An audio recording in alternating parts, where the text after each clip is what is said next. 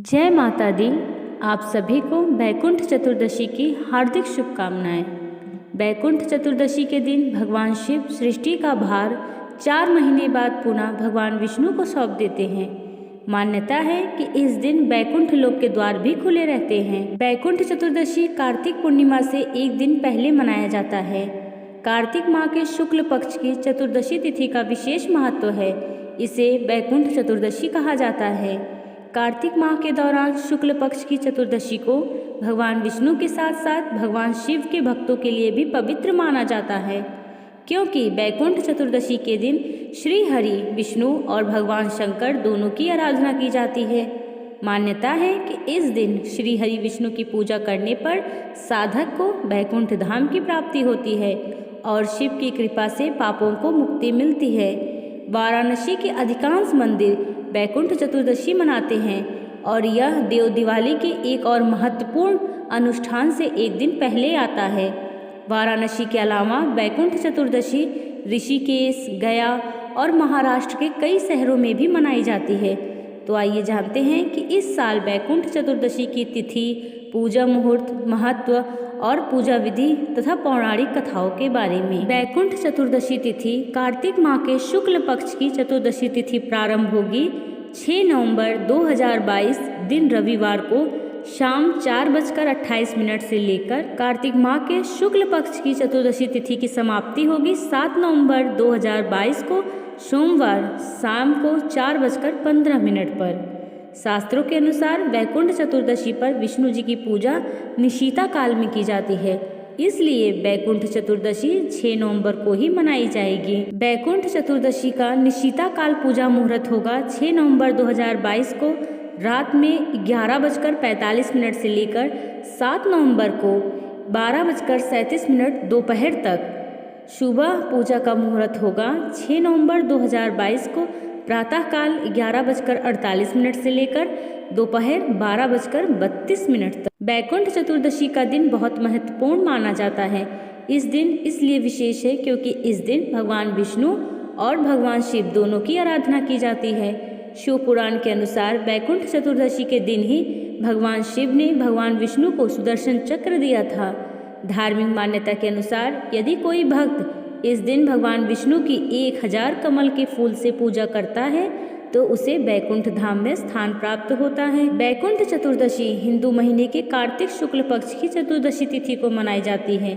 यह कार्तिक पूर्णिमा देव दिवाली से ठीक एक दिन पहले पड़ती है। बैकुंठ चतुर्दशी का दिन भगवान विष्णु और भगवान शिव को समर्पित होता है।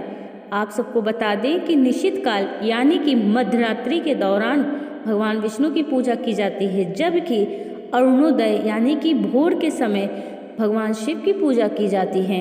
बैकुंठ चतुर्दशी एकमात्र दिन है जब भगवान विष्णु को वाराणसी में स्थित भगवान शिव के प्रमुख काशी विश्वनाथ मंदिर के गर्भगृह में विशेष सम्मान दिया जाता है। मान्यता है कि विश्वनाथ मंदिर उसी दिन बैकुंठ के समान पवित्र हो जाता है। दोनों देवताओं की पूजा इस तरह से की जाती है जैसे कि वे एक दूसरे की पूजा कर रहे हों। भगवान विष्णु शिव को तुलसी के पत्ते चढ़ाते हैं और भगवान शिव बदले में भगवान विष्णु को बेल के पत्ते चढ़ाते हैं। भगवान विष्णु शिव को तुलसी के पत्ते चढ़ाते हैं और भगवान शिव बदले में भगवान विष्णु को बेल के पत्ते चढ़ाते हैं। शिव भक्तों के लिए वाराणसी के मणिकर्णिका घाट पर अरुणोदय के दौरान सुबह का स्नान बहुत ही महत्वपूर्ण है और इस पवित्र डुबकी को कार्तिक चतुर्दशी पर मणिकर्णिका स्नान के रूप में जाना जाता है। कार्तिक मास के शुक्ल पक्ष की चतुर्दशी को बैकुंठ चतुर्दशी के नाम से भी जाना जाता है। इस दिन भगवान शिव के साथ भगवान विष्णु की भी पूजा की जाती है। यह दिन इन दोनों देवताओं को समर्पित होता है। हमारी संस्कृति में तीर्थों का बहुत महत्व है और इनके दर्शन से जीवन में मोक्ष की प्राप्ति होती है। सनातन धर्म में बैकुंठ धाम को मोक्ष प्राप्ति के लिए सर्वश्रेष्ठ माना गया है। भगवान विष्णु जिस लोक में निवास करते हैं उसे बैकुंठ धाम कहा जाता है। बैकुंठ चतुर्दशी का व्रत करने के लिए त्रयोदशी की संध्या में यह चतुर्दशी पर प्रातः काल में व्रत और पूजा का संकल्प लिया जाता है। बैकुंठ चतुर्दशी के दिन प्रातः काल उठें और नित्य कर्मों से निर्विघ्न होकर स्नान करें। स्नान के बाद पीले या सफ़ेद रंग के स्वच्छ वस्त्र धारण करें, क्योंकि भगवान विष्णु को पीला रंग और भगवान शिव को सफ़ेद रंग बहुत ही प्रिय है। स्वयं को चंदन का तिलक अवश्य करें। अब भगवान सूर्य नारायण को अर्घ्य दें और नमस्कार करते हुए आपके व्रत और पूजा को सफल बनाने की प्रार्थना करें।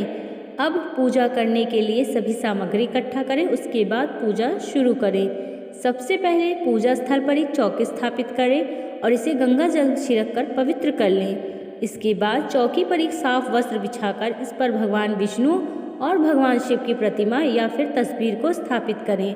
चंदन का इत्र, गाय का दूध, मिश्री एवं दही से भगवान का अभिषेक करें। इसके बाद गंगा जल से स्नान करवाने के बाद श्री हरि और भोलेनाथ को रोली चंदन का तिलक करें, कुमकुम, हल्दी और अक्षत भी चढ़ाएं। अब ओम नमो भगवते वासुदेवाय नमः मंत्र का जाप करते हुए श्री हरि को पीले पुष्प, जनेऊ और माला अर्पित करें। अब ओम नमः शिवाय का मंत्र का जाप करते हुए शिव जी को सफ़ेद पुष्प और माला अर्पित करें। भगवान विष्णु को पंचामृत में तुलसी दल डालकर अर्पित करें, क्योंकि भगवान विष्णु को तुलसी अति प्रिय है, इसलिए भगवान के भोग में तुलसी को अवश्य शामिल करें। संभव हो पाए तो इस दिन मखाने की खीर बनाकर भगवान को भोग अवश्य लगाएं। वैकुंठ चतुर्दशी पर विष्णु जी को क्षमता अनुसार कमल के पुष्प अर्पित करें। भगवान को पीले और सफेद रंग का मिष्ठान या पीला ऋतु फल अर्पित करें। विष्णु सहस्त्र नाम या श्री हरि स्तोत्रम का पाठ करें। अंत में भगवान विष्णु और भगवान शिव जी की आरती करें। अब सभी लोगों में भगवान को चढ़ाया गया भोग प्रसाद के रूप में वितरित कर दें। इस तरह आप आसानी से दोनों देवताओं की साथ में पूजा कर सकते हैं।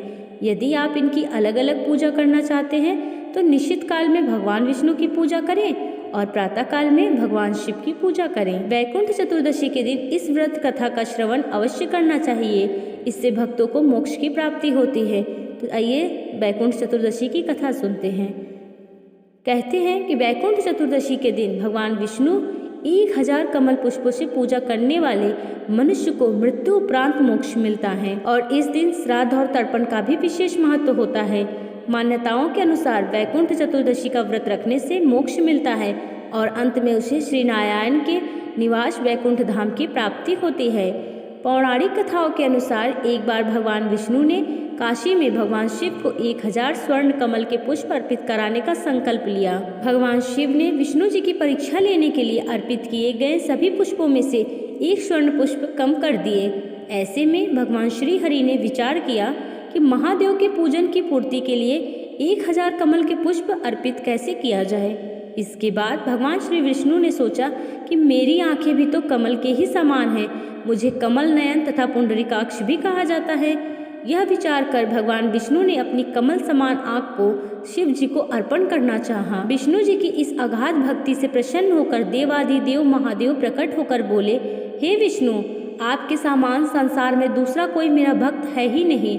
आज की यह कार्तिक शुक्ल चतुर्दशी अब वैकुंठ चतुर्दशी कहलाएगी और इस दिन व्रत पूर्वक जो पहले आपका पूजन करेगा उसे वैकुंठ लोक की प्राप्ति होगी। भगवान शिव ने इसी वैकुंठ चतुर्दशी के दिन विष्णु जी को करोड़ों सूर्य की कांति के समान वाला ओजस्वी सुदर्शन चक्र प्रदान किया और विष्णु जी से कहा कि इस दिन सभी के लिए वैकुंठ के द्वार खुले रहेंगे।